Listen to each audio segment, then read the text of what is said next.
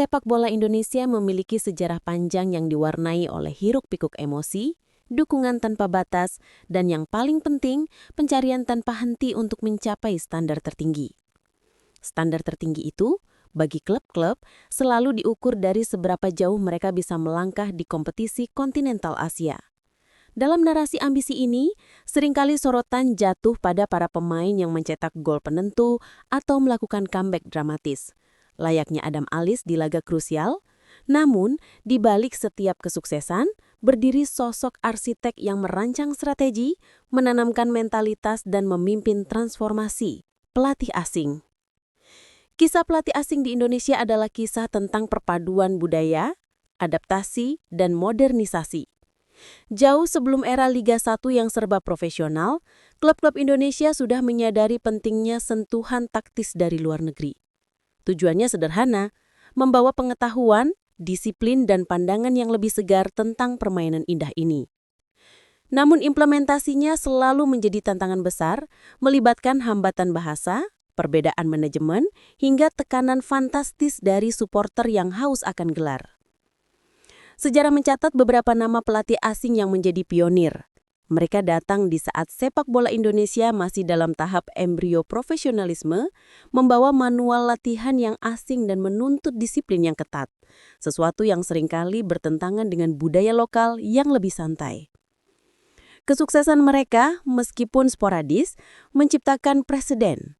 Ketika mereka berhasil membawa klub ke panggung Asia, bahkan hanya sekadar babak penyisihan, itu dianggap sebagai mukjizat kecil, sebuah validasi bahwa investasi pada mindset asing memang diperlukan.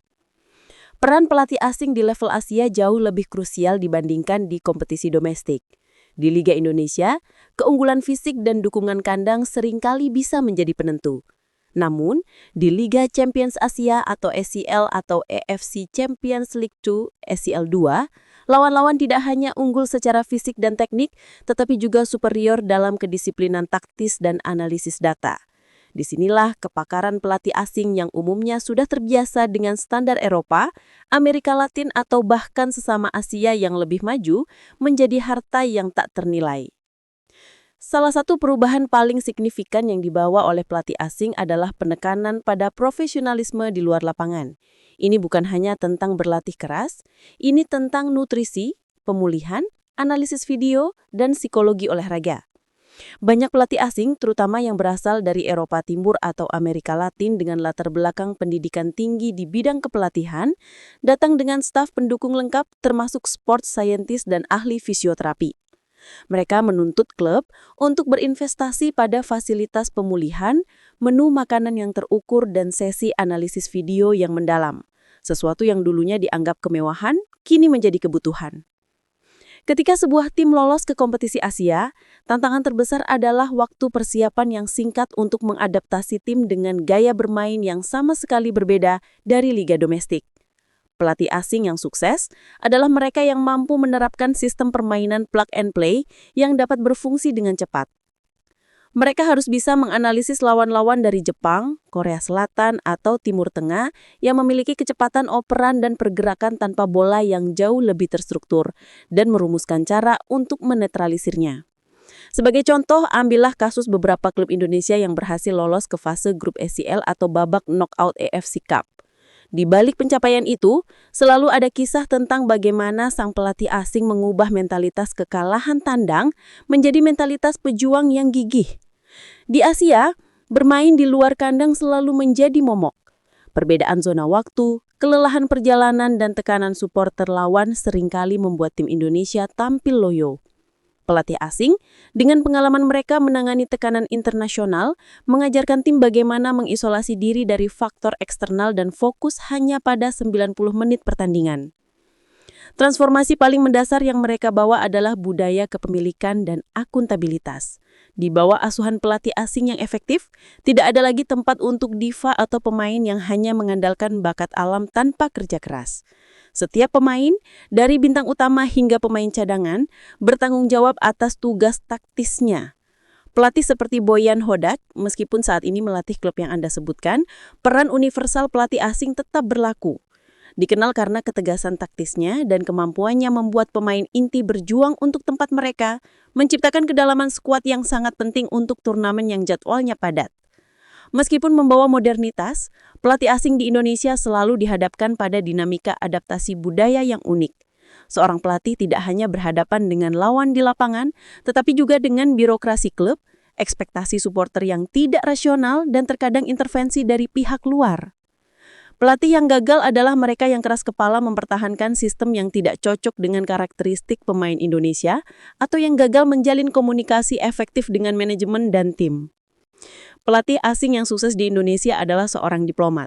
Mereka harus memahami bahwa pemain Indonesia, meskipun memiliki bakat alami yang melimpah, seringkali membutuhkan pendekatan yang lebih personal dan emosional daripada pendekatan yang sepenuhnya dingin dan pragmatis yang lazim di Eropa. Mereka harus belajar untuk memberikan ruang bagi nilai-nilai kekeluargaan dalam tim tanpa mengorbankan disiplin profesional. Kisah sukses seringkali dimulai ketika sang pelatih mampu menciptakan jembatan bahasa sepak bola. Ini berarti menyederhanakan instruksi taktis yang rumit menjadi bahasa yang mudah dipahami pemain lokal, menggunakan bahasa tubuh dan yang paling penting mendapatkan respek penuh dari kapten dan pemain kunci lokal. Setelah respek didapatkan, implementasi strategi bahkan yang paling revolusioner sekalipun menjadi jauh lebih mudah. Di kompetisi Asia, taktik seringkali berubah berdasarkan lawan. Menghadapi tim Thailand yang cepat memerlukan pertahanan yang dalam dan serangan balik cepat. Menghadapi tim Vietnam yang rapi memerlukan tekanan tinggi di tengah. Pelatih asing membawa database pengetahuan ini yang jarang dimiliki oleh pelatih lokal yang belum banyak berkiprah di level kontinental. Mereka tahu persis bagaimana menghadapi set-piece lawan Timur Tengah yang tinggi atau bagaimana mengatasi serangan balik terorganisir dari Jepang. Pengetahuan spesifik ini adalah nilai jual utama mereka. Jika ada satu benang merah yang mengikat klub-klub Indonesia di Asia, itu adalah kesulitan untuk menembus babak knockout, terutama 16 besar. Ini bukan hanya masalah kualitas pemain, tetapi juga masalah mentalitas di laga hidup mati. Di sini peran pelatih asing menjadi sangat penting sebagai seorang psikolog dan manajer tekanan. Di babak 16 besar, yang biasanya dimainkan dalam format 1 leg atau 2 leg yang intens, tidak ada ruang untuk kesalahan. Pelatih harus mampu meredam tekanan fantastis dari supporter agar tidak membebani pemain. Mereka harus mengambil keputusan taktis yang berani, kapan harus bertahan total, kapan harus menyerang habis-habisan, dan yang paling sulit meyakinkan pemain untuk tetap berpegang pada rencana, bahkan ketika mereka tertinggal. Kemenangan dramatis sebuah klub Indonesia dengan comeback di Asia seringkali berakar pada intervensi pelatih asing di ruang ganti saat jeda. Mereka tidak hanya memberikan instruksi taktis baru, tetapi juga menyuntikkan kepercayaan diri. Mereka mengubah bahasa tubuh tim, mengingatkan mereka pada identitas dan kekuatan mereka, serta membongkar strategi lawan yang sudah terbaca di babak pertama. Dalam konteks modern, dengan hadirnya AFC Champions League 2, tuntutan pada pelatih asing semakin tinggi. Mereka tidak hanya dituntut membawa tim lolos, tetapi juga membawa keuntungan ekonomi dan reputasi bagi klub. Keberhasilan di Asia meningkatkan peringkat Liga Indonesia, membuka kuota yang lebih besar dan membuat klub lebih menarik bagi sponsor dan talenta asing berkualitas. Kesimpulannya, cerita tentang kesuksesan klub Indonesia di Asia adalah cerita tentang dua entitas yang bekerja selaras. Semangat juang bobotoh dan pemain, seperti yang ditunjukkan oleh Adam Alis dan rekan-rekannya, dan kecerdasan taktis dan modernisasi yang dibawa oleh pelatih asing. Pelatih-pelatih ini adalah arsitek senyap yang merombak fondasi tim, mengajarkan disiplin baru dan mengubah mimpi Asia menjadi sebuah kenyataan yang terukur.